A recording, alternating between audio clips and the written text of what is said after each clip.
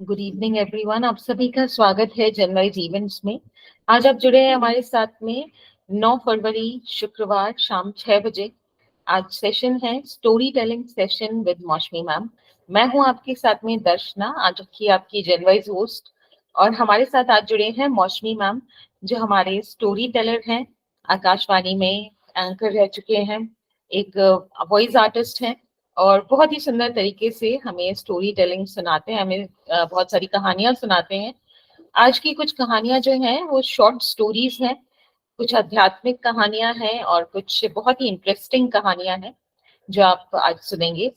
हर session में एक कहानी शेयर की जाती है और उसके बाद में छोटा सा गैप लेकर उस पर चर्चा की जाती है। तो अगर आपके कोई भी विचार हो तो आप कमेंट्स बॉक्स में भी कहानी के बीच में शेयर कर सकते हैं। और अगर आप कुछ कहना चाह रहे हैं तो कहानी के अंत में अपने सभी विचार आप हैंड रेज कर कर शेयर कर सकते हैं। तो इसी के साथ में मैं आमंत्रित करना चाहूंगी मौसमी मैम को। Mousumi ma'am, very very welcome to Janwise event. अब मैं आपको देना चाहूंगी और हम शुरू कर सकते हैं आज की कहानियों के साथ। Thank you ma'am. नमस्कार, आई एम ऑडिबल? हाँ जी मैम। ओके। आप सबका बहुत बहुत स्वागत है आज के इस स्टोरी टेलिंग इवेंट में। और मैं आप लोगों के लिए कुछ कहानियां लेकर आई हूँ। आप लोगों के साथ बिताने का ये जो मौका मुझे मिलता है, थोड़ा सा वक्त, ये मेरे लिए बेहद सुकून भरा होता है। मैं खुद को बहुत भाग्यशाली समझती हूँ। तो आज की जो कहानी है, ये मैं शुरू कर रही हूँ। एक बोध कथा है, प्रभु से संबंध। तो एक बार ऐसा हुआ कि एक पंडित जी थे। पंडित जी ने एक दुकानदार के पास 500 रुपए रख दिए। उन्होंने सोचा कि जब बच्ची की शादी होगी तो पैसा ले लेंगे। थोड़े दिनों बाद जब बच्ची सयानी हो गई तो पंडित जी उस दुकानदार के पास गए और उनसे पैसे मांगे, लेकिन उस दुकानदार ने बिल्कुल ही नकार दिया कि नहीं, आपने कब पैसे दिए थे हमें। तो पंडित जी ने कहा कि नहीं, आप याद करके देखिए, मैं आपके पास रख के गया था, लेकिन वो बोलते हैं कि हमने कुछ आपको लिख कर दिया था क्या। तो पंडित जी इस हरकत से बहुत परेशान हो गए और चिंता में डूब गए। तो थोड़े दिन के बाद उन्हें याद आया कि क्यों ना राजा से इस बारे में शिकायत की जाए, ताकि वो कुछ फैसला कर दे और पैसा कन्या के विवाह के लिए मिल जाए। तो वो राजा के पास पहुंचे और अपनी फरियाद सुनाई। तो राजा ने कहा कि कल हमारी जो सवारी है ना, वो उस लाला जी के दुकान के सामने से निकलेगी, तो तुम वहीं पे पास में खड़े रहना। तो राजा की सवारी निकली। सभी लोगों ने फूल मालाएं पहनाई, किसी ने आरती उतारी। तो पंडित जी लाला जी के दुकान के पास खड़े थे। तो राजा ने कहा कि अरे गुरुजी, आप यहाँ, आप तो हमारे गुरु हैं। तो ऐसा कहते ही पुजारी जी की आंखों में तो चमक आ गई और उन्होंने, राजा ने बड़े विनम्रता से कहा कि आइए आइए, इस बग्घी में बैठ जाइए। अब लाला जी तो ये सब देख रहे थे, तो उन्होंने भी आरती उतारी और सवारी जो थी वो आगे बढ़ गई। थोड़ी दूर चलने के बाद राजा ने पंडित जी को उतार दिया और कहा कि पंडित जी, हमने आपका काम कर दिया, अब आगे आपका भाग्य। उधर लाला जी ये सब देखकर हैरान थे कि पंडित जी को तो राजा से अच्छी सांठगांठ है, तो कहीं वो हमारा कबाड़ा ही न कर दें। तो लाला जी ने अपने मुनीम को पंडित जी को ढूंढ लाने के लिए भेजा और कहा कि जल्दी से लेकर आओ, वरना वो राजा से अगर मेरी शिकायत कर देंगे तो मेरा तो कबाड़ा हो जाएगा। तो जब मुनीम जी ढूंढने गए तो उनको पंडित जी एक पेड़ के नीचे बैठे मिल गए। वो अपने विचारों में खोए हुए थे। तो मुनीम जी ने आदर के साथ पंडित जी को प्रणाम किया और बोले कि आपने हमने काफी श्रम किया और पुराने खाते को ढूंढा, तो हमारे खाते में आपके 500 रुपए जो है वो जमा है। तो पंडित जी 10 साल में ब्याज के 12,000 रुपए हो गए। और पंडित जी, आपकी बेटी तो हमारी बेटी है ना, अतः 1,000 रुपए आप हमारी तरफ से ले जाइए, यानी लड़की की शादी में आप इस पैसे को लगा देना। तो इस प्रकार लाला जी ने पंडित जी को 13,000 रुपए देकर प्रेम से विदा किया। तो भक्तों, हम ये बता रहे थे कि अगर इस दुनिया के राजा जो हैं, अगर हम उनके पास गुहार लगाएं, जो परमात्मा है, उनसे हम अपना संबंध जोड़ ले और सत्संग की शरण में आ जाए, तो भगवान नाम में जो रच बस जाता है ना, आपको कभी कोई परेशानी नहीं, आपका जीवन एकदम शांतिमय रहेगा और प्रभु के चरणारविंद में लगा रहे आप सबका मन, हम यही कामना करते हैं। तो हमारे भी जो राजा है ना, वो परमात्मा है। ये थी मेरी पहली कहानी। मैं दूसरी कहानी की ओर बढ़ने से पहले आप लोग कुछ मुझसे शेयर करना चाहेंगे? अगर आप कुछ कहना चाह रहे हैं, हमारे मेंबर्स से रिक्वेस्ट है तो आप माइक अनम्यूट कर सकते हैं और माइक अनम्यूट करके अपने विचार व्यक्त कर सकते हैं। आपकी स्क्रीन पर एक छोटा सा माइक का बटन आपको दिखाई देगा। ये हाथ के बटन के पास में एक बटन है, हैंड रेज का बटन है, माइक का बटन है। आप माइक के बटन के को दबाएंगे तो आपकी आवाज हम तक पहुंच पाएगी। मैम अभी शायद किसी के कोई भी विचार नहीं है, तो हम दूसरी कहानी पर बढ़ सकते हैं। ठीक है। एक अनोखा संबंध, हम इस कहानी की ओर बढ़ रहे हैं। अच्छा, यहाँ पे मैं एक बात बोल दूं कि ये फर्क नहीं पड़ता कि आप मैरिड हो अनमैरिड हो, लेकिन ये कहानी मुझे लगता है अगर आप ध्यान से सुनोगे तो उम्मीद है आपको जरूर पसंद आएगी, आप भी भावुक हो जाओगे। तो ये कहानी है कि मुकदमा चल रहा है पति पत्नी के बीच, 2 साल लगा, आखिर पति पत्नी में तलाक हो गया। कहानी फ्लैशबैक से शुरू हो रही है। अब तलाक का कारण बहुत मामूली बातें थी। इन मामूली बातों को बड़ी घटना में रिश्तेदारों ने बदला।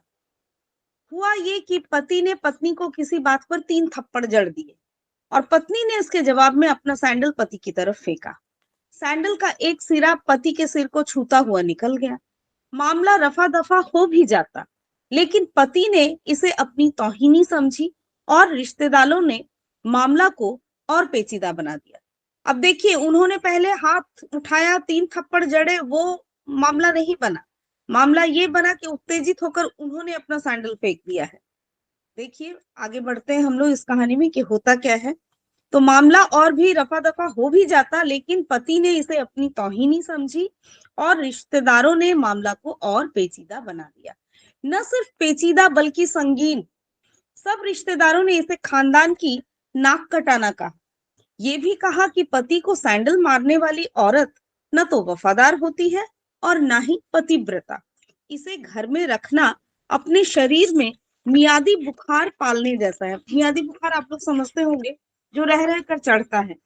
तो पत्नी के बारे में इस तरह का विचार उनके रिश्तेदारों ने रखा। कुछ रिश्तेदारों ने यह भी पश्चाताप जाहिर किया कि ऐसी औरतों का भ्रूण ही समाप्त कर देना चाहिए। बुरी बातें चक्रवृद्धि ब्याज की तरह ही बढ़ती हैं, सो दोनों तरफ खूब आरोप उछाले गए। ऐसा लगता था जैसे दोनों पक्षों के लोग आरोपों की वॉलीबॉल खेल रहे हैं।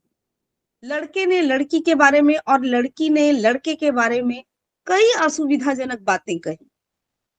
मुकदमा दर्ज कराया गया।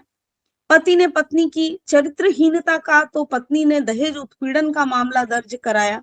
6 साल तक शादीशुदा जीवन बिताने और एक बच्ची के माता पिता होने के बाद आज दोनों में तलाक हो गया। पति पत्नी के हाथ में तलाक के कागजों की कॉपी थी। दोनों चुप थे, दोनों शांत, दोनों निर्विकार। मुकदमा 2 साल तक चला था। 2 साल से पत्नी अलग रह रही थी और पति अलग।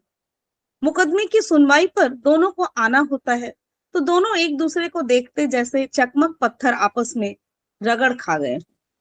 दोनों गुस्से में होते, दोनों में बदले की भावना का आवेश होता, दोनों के साथ रिश्तेदार होते जिनकी हमदर्दियों में जरा जरा विस्फोटक पदार्थ भी छुपा होता। लेकिन कुछ महीने पहले जब पति पत्नी कोर्ट में दाखिल होते हुए तो एक दूसरे को देखकर मुंह फेर लेते थे, जैसे जानबूझकर एक दूसरे की उपेक्षा कर रहे हो। वकील और रिश्तेदार दोनों के साथ होते थे। दोनों को अच्छा खासा सबक सिखाया जाता कि उन्हें क्या कहना है। दोनों वही कहते। कई बार दोनों के वक्तव्य बदले जाते और वो फिर संभल भी जाते। अंत में वही हुआ जो सब चाहते थे, यानी कि तलाक।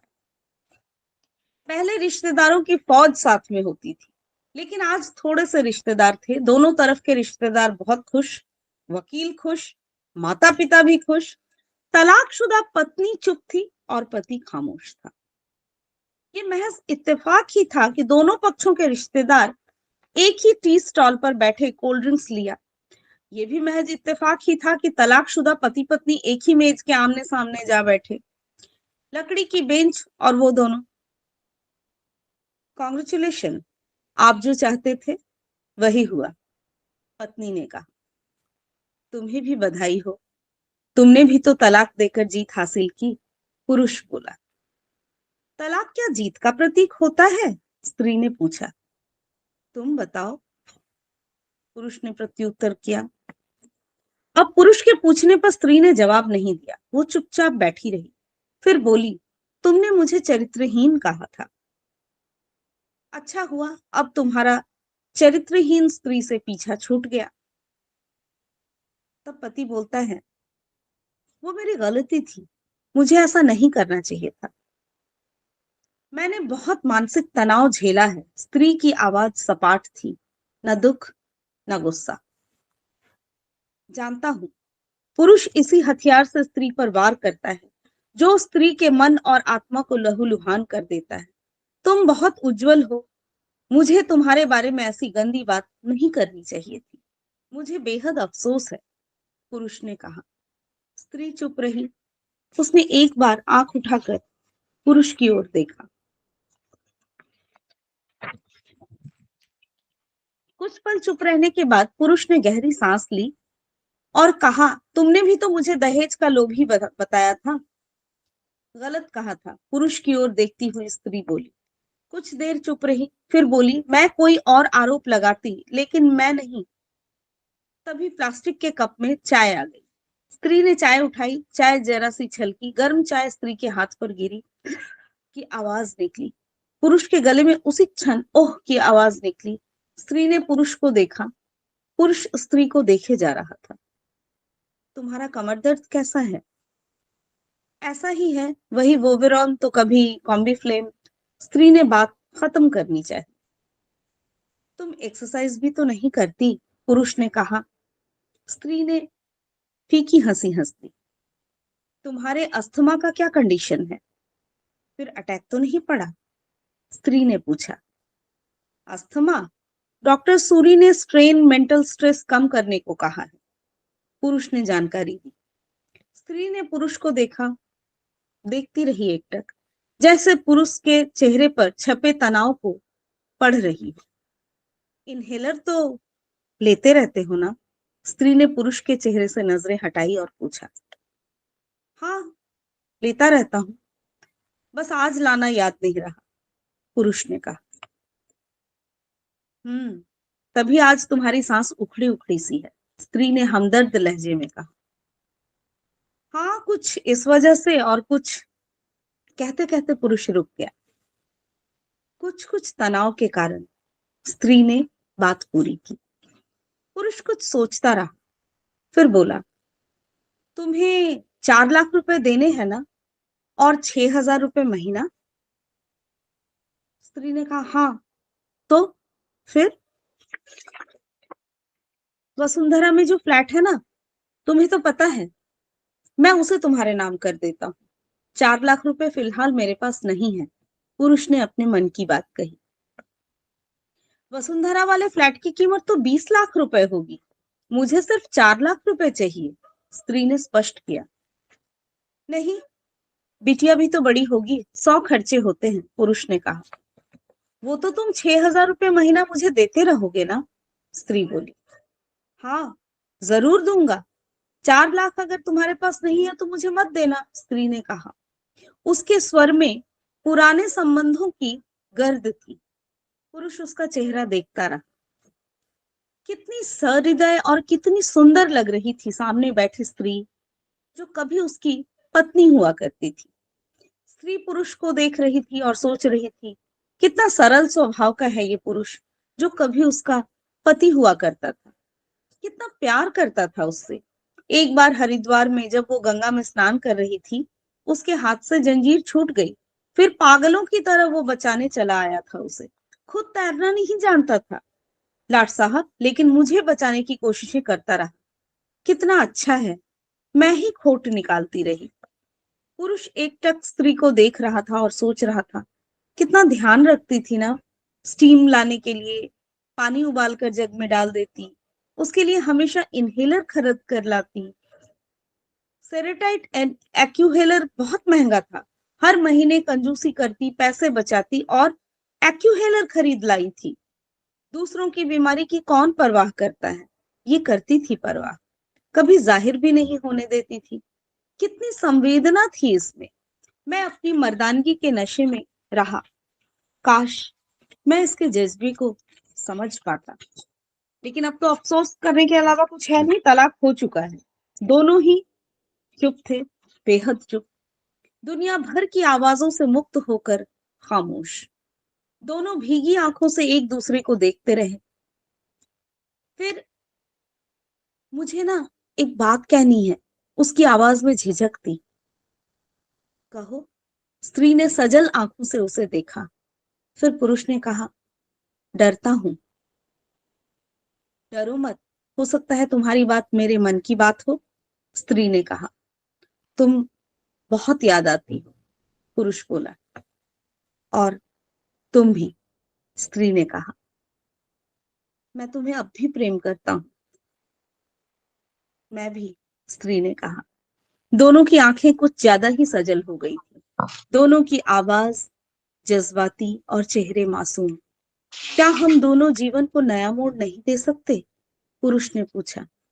कौन सा मोड़?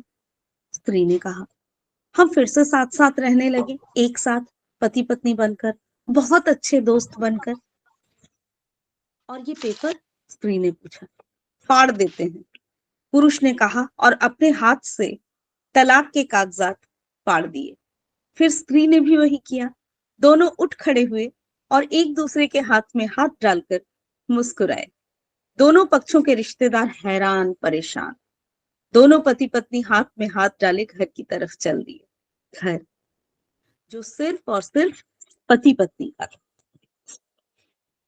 उम्मीद है आप लोगों को मैं इस कहानी के माध्यम से समझा पाई हूँ।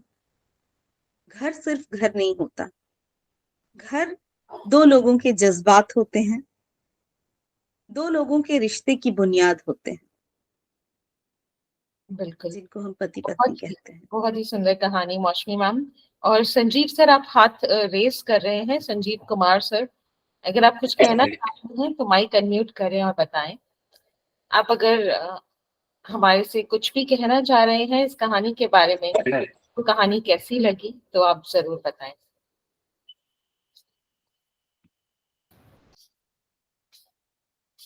हाँ जी संजीव सर, क्या आप कुछ कहना चाहते हैं? आप माइक का बटन दबाएं ताकि हम आपकी आवाज सुन पाए। हमारे बाकी पार्टिसिपेंट्स भी आपको कैसी कहानी लगी हमें बताएं। माइक अनम्यूट करें और हर कहानी के बाद में अगर आप रिव्यू दे सकें, आप क्योंकि सुन रहे हैं। हाँ जी विजया मैम, प्लीज बताएं। अच्छी लगी, मैं रोड पे चलते चलते सुन रही हूँ, इसलिए थोड़ा थोड़ा समझ में आया। क्या बात है ma'am, thank you so much. पता है मुझे थैंक यू। लगता है। हाँ जी मैम।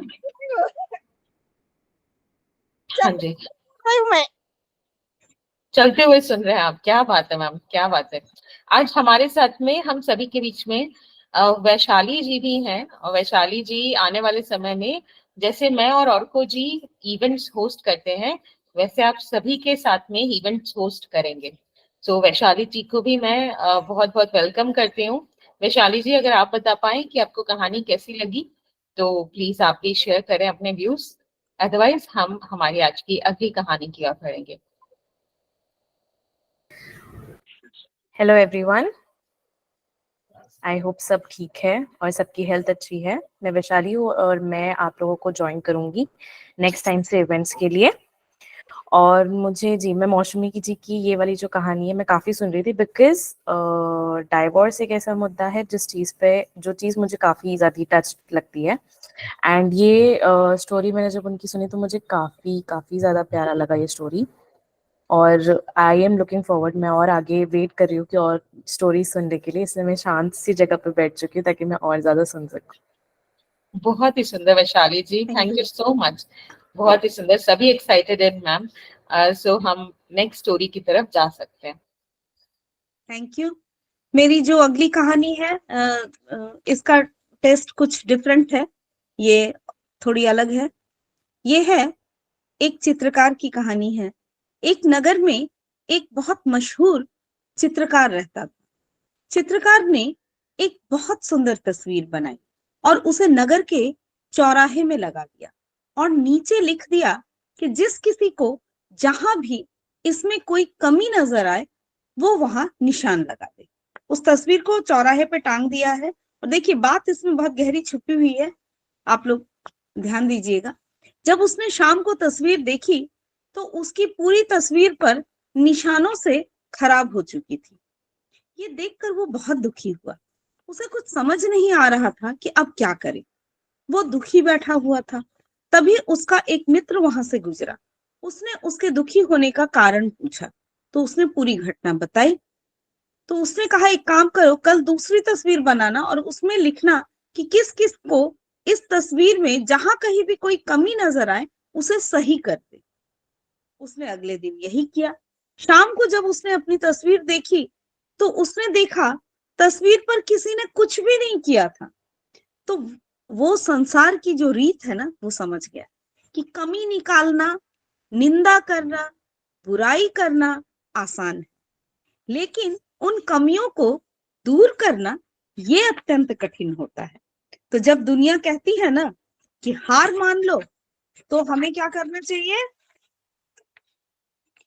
बिल्कुल भी नहीं मानना चाहिए। तो आधा धीरे से कान में कहती है, आशा जो है वो आकर आपके पास कहती है कि एक बार फिर प्रयास करो। और ये ठीक भी है। जिंदगी आइसक्रीम की तरह है, टेस्ट करो तो भी पिघलती है, वेस्ट करो तो भी पिघलती है। इसलिए जिंदगी को टेस्ट करना ज्यादा बेहतर है। तो वेस्ट तो हो ही रही है, हम एक एक दिन करके अपनी जिंदगी का दिन जो है वो खो रहे हैं और अपनी मंजिल की तरफ आगे बढ़ रहे हैं। हमारी मंजिल कहाँ है? परमात्मा से मिलन, और हम उसकी ओर आगे बढ़ रहे हैं। तो वेस्ट हो रही है जिंदगी, आइसक्रीम की तरह पिघल रही है। तो बिल्कुल पिघल के वेस्ट होने के पहले हमें इसका टेस्ट ले लेना है। क्या बात है मैम, बहुत ही खूब, बहुत ही प्यारी कहानी, बहुत ही सुंदर छोटी सी कहानी थी लेकिन बहुत ही बड़ा इसमें मैसेज था। 2 मैसेज था इसमें। एक, हम सब में कमी निकालने को बोलिए, किसी को भी किसी का कमी हम आराम से निकाल सकते हैं, लेकिन उस कमी को सुधारना कैसे है, ठीक कैसे करना है, वो हम सबके वश में नहीं होता है। लेकिन हम कमियां बड़ी आसानी से निकालते हैं। तो इन सब बातों को अपने ऊपर हावी ना होने दें। अगर कोई आपके परिश्रम को, आपके किए हुए को रिकॉग्नाइज नहीं करता है और उसमें कमियां निकालता है, आप अपने खुद के सबसे बड़े आप क्रिटिसाइजर बने। बिल्कुल। और दूसरों से कमियों के बारे में ना पूछें बल्कि अच्छाइयों के बारे में पूछें, ताकि और आपके आसपास वाले भी ऐसे ही लोग आपसे जुड़े जो वाकई में आपकी अच्छाइयां देख सकते हैं। बहुत ही सुंदर मैम, बहुत ही प्यारी कहानी। अब हम अगली कहानी की ओर बढ़ सकते हैं और उसके बाद में हम सभी का फीडबैक लेंगे। ठीक, हमारी अगली कहानी है अटूट विश्वास। किसी नगर में एक सेठ जी रहते थे। तो उनके घर के नजदीक ही एक मंदिर था। तो एक रात को ना पुजारी जी कीर्तन की ध्वनि के कारण, पुजारी जी जो कीर्तन कर रहे थे उस ध्वनि के कारण उस जो नगर का जो वो सेठ था उसकी नींद जो है खराब हो जाती है। तो सुबह उन्होंने पुजारी जी को खूब डांटा, ये सब क्या है? तो पुजारी जी बोले, एकादशी का जागरण कीर्तन चल रहा था। तो सेठ जी बोले कि जागरण कीर्तन करते हो तो क्या हमारी नींद हराम करोगे? अच्छी नींद के बाद ही व्यक्ति काम के लिए तैयार हो पाता है, फिर कमाता है और तब खाता है। तो उसके बाद पुजारी और सेठ के बीच में जो संवाद हुआ कि पुजारी जी बोलते हैं कि सेठ जी, खिलाने वाला तो वो है, परम परमेश्वर परमात्मा। तो सेठ जी बोलते हैं, कौन खिलाता है? क्या तुम्हारा भगवान हमें खिलाने आएगा? तो पुजारी जी बोलते हैं, वही तो खिलाते हैं। तो सेठ जी बोलते हैं, क्या भगवान खिलाता है? हम कमाते हैं तब खाते हैं। तब पुजारी जी बताते हैं उनको कि देखिए, निमित्त होता है तुम्हारा कमाना, पत्नी का रोटी बनाना, बाकी सबको खिलाने वाले और सबके पालनहार तो वही जगन्नाथ है। तो सेठ जी बोलते हैं, क्या पालनहार पालनहार लगा रखा है? बाबा आदम के जमाने की बातें करते हो? क्या तुम्हारे पालने वाला एक एक को आकर खिलाता है? हम कमाते हैं और हम ही खाते हैं। तो पुजारी जी बोलते हैं, नहीं नहीं, वो सभी को खिलाते हैं। तो सेठ जी बोलते हम नहीं खाते उनका दिया। तो पुजारी जी बोले नहीं खाओगे ना, तो वो ऐसे हैं कि वो मार कर भी खिलाता है। अब तो सेठ जी हिदक गए, तुनक गए वो कि पुजारी जी, अगर तुम्हारा भगवान मुझे 24 घंटों में नहीं खिला पाया तो फिर तुम्हें मैं ये भजन कीर्तन सदा के लिए बंद करना होगा। तो पुजारी जी बोले कि मैं जानता हूं तुम्हारी पहुंच बहुत ऊपर तक है, लेकिन उनके, वो ऊपर वाले परमात्मा, उनके हाथ बड़े लंबे हैं। जब तक वो नहीं चाहता ना, तब तक किसी का बाल भी बांका नहीं हो सकता। चाहो तो आजमा कर देख लेना। तो निश्चित ही पुजारी जी भगवान में प्रीति रखने वाले कोई सात्विक भक्त तो रहे ही होंगे। पुजारी जी की निष्ठा परखने के लिए सेठ जी घोर जंगल में चले गए और एक विशालकाय वृक्ष की ऊंची डाल पर चढ़कर बैठ गए, क्योंकि उनको ये साबित करना था। उन्होंने कहा था कि वो तो भगवान जी तो आपको मारकर भी खिलाएंगे, और इन्होंने कहा कि मैं देखता हूं कि अगर मैं ना चाहूं तो भगवान मुझे खिलाते कैसे हैं। तो डाल पर वो ये सोचकर बैठ गई कि अब देखूं इधर कौन खिलाने आता है। 24 घंटे बीत गए और पुजारी जी हार हार जाएंगे और सदा के लिए उनके कीर्तन की जो झंझट है वो मिट जाएगी, ऐसा सोचकर वो मन में प्रसन्न हो रहे। तो तभी एक अजनबी आदमी वहां आया और उसने उसी वृक्ष के नीचे आराम किया और फिर अपना सामान उठाकर चल दिया। लेकिन उसका एक थैला वहां छूट गया। अब वो छूट गया, वो भूल गया, वो छोड़ गया, या भगवान ने मनुष्य को प्रेरणा दी थी, कुछ भी हो, मनुष्य रूप में साक्षात भगवान वहां आए थे, ये तो भगवान ही जाने। तो वहां पे वो थैला छूट गया। अब थोड़ी देर बाद 5 डकैत वहां पहुंचे। उनमें से एक ने अपने सरदार से कहा कि उस्ताद, यहाँ तो कोई थैला पड़ा है। क्या है, जरा देखो तो खोलकर, देखो देखो। अब वो लोग खोलकर देखते हैं कि उसमें गर्मा गर्म भोजन से भरा हुआ टिफिन है। तो उस्ताद, भूख तो लगी है, लगता है ये भोजन भगवान ने हमारे लिए ही भेजा है। बोले अरे, तेरा भगवान यहाँ कहाँ से भोजन रखने को आएगा? हमको पकड़ने या फंसाने के लिए किसी शत्रु ने ही जहर वहर डालकर टिफिन यहाँ रखा होगा, अथवा पुलिस का कोई षड्यंत्र होगा। इधर उधर देखो जरा, कौन है, कौन रख कर गया। उन्होंने इधर उधर देखा लेकिन कोई भी आदमी नहीं दिखा। तब डाकुओं के मुखिया ने जोर से आवाज लगाई, ऐ कोई है, बताइए ये थैला कौन छोड़ कर गया है। अब सेठ जी ऊपर बैठे बैठे सोचने लगे कि अगर मैं कुछ बोलूंगा तो ये मेरे ही गले पड़ेंगे, तो वो चुपचाप रहे।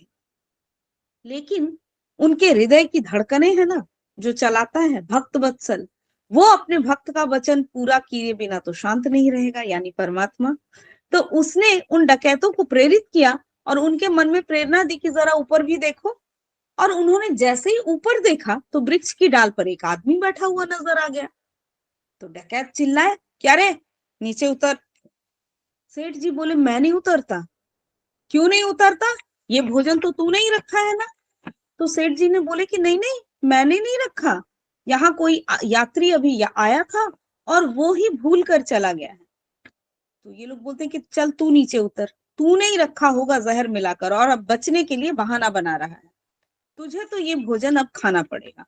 अब कौन सा काम वो सर्वेश्वर किसके द्वारा किस निमित्त करवाए, देखिए यहाँ पे कि अब उसके माने रूप कौन कौन से होते हैं, ये उसकी मर्जी की बात है। बड़ी गजब की व्यवस्था है उस परमेश्वर की।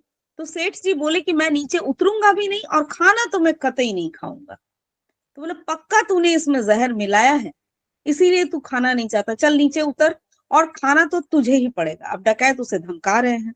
तो सेठ जी बोले कि मैं नहीं खाऊंगा और मैं नीचे भी नहीं उतरूंगा। बोले कैसे नहीं उतरेगा? तो सरदार ने एक आदमी को हुक्म दिया कि इसको जबरदस्ती नीचे उतारो। डकैत ने सेठ जी को पकड़कर नीचे उतारा और बोला ले खाना खा। सेठ जी बोले नहीं, मैं नहीं खाऊंगा। उस्ताद ने धड़ाक से उसको मुंह पे तमाचा जड़ दिया। अब सेठ जी को पुजारी जी की बात याद आने लगी कि नहीं खाओगे ना तो मार कर भी खिलाया। फिर सेठ जी बोले नहीं नहीं, मैं नहीं खाऊंगा, क्योंकि उनको तो डर लगा है कि वो तो शायद हार जाएंगे पुजारी जी से। अब डकैत भी छोड़ने वाले तो है नहीं। अरे कैसे नहीं खाएगा, इसकी नाक दबाओ और इसका मुंह खोलो। डकैतों ने सेठ की नाक दबाई, मुंह खुलवाया और जबरदस्ती खिलाने लगे कि वो नहीं खा रहे हैं। तो डकैत उन्हें पीटने भी लगे।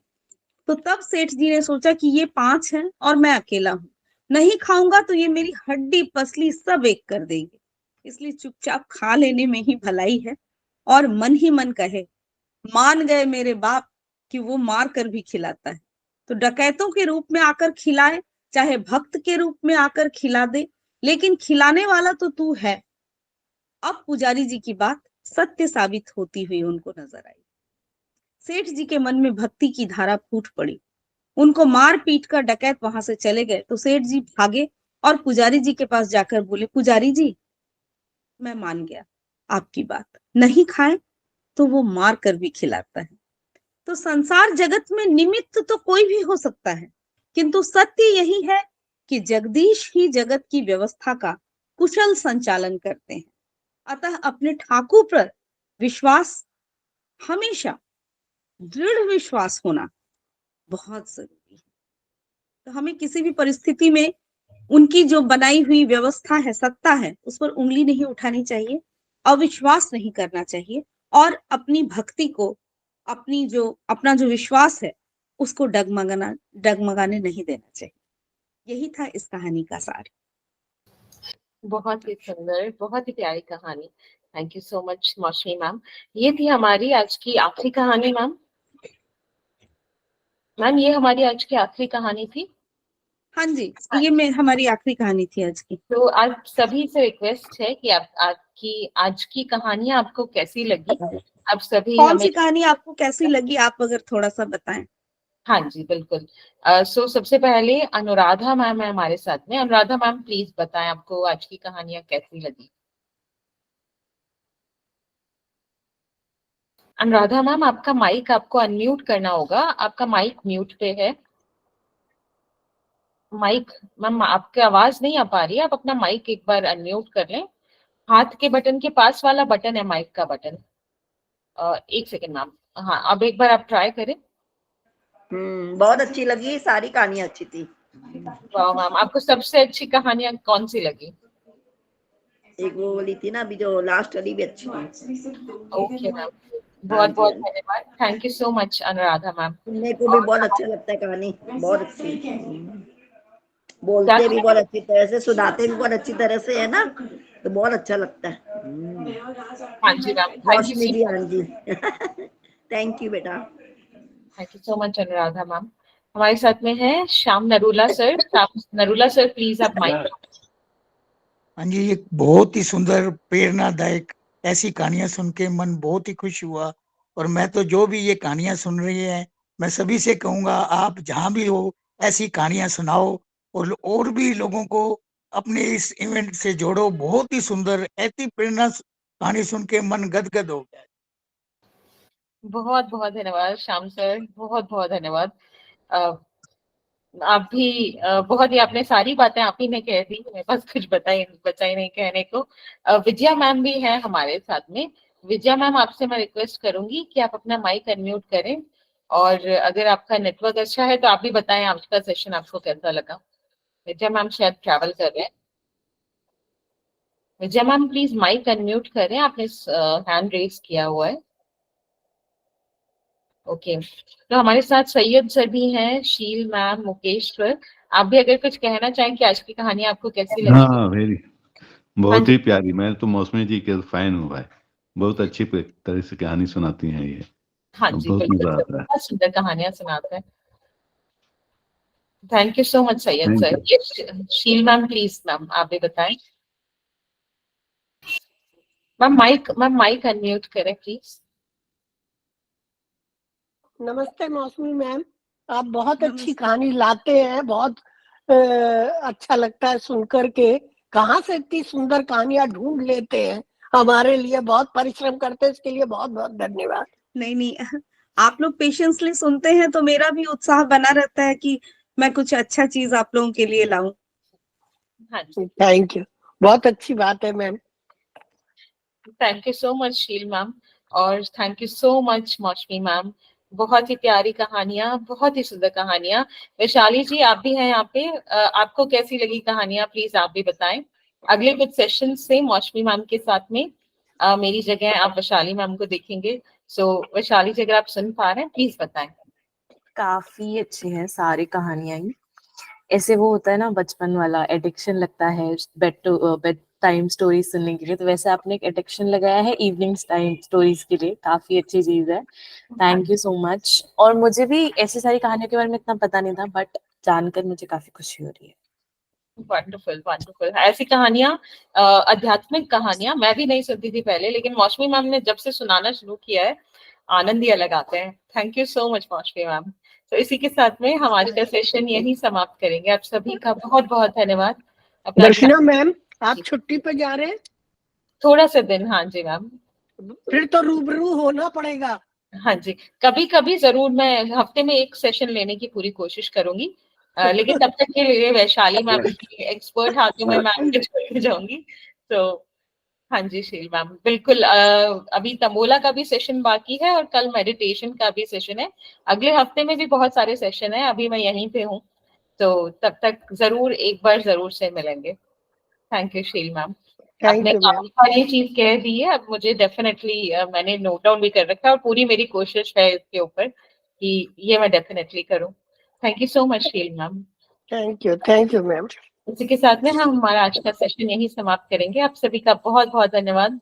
मिलते हैं अगले सेशन में, तब तक के लिए अपना ध्यान रखें। Have a nice day and take care.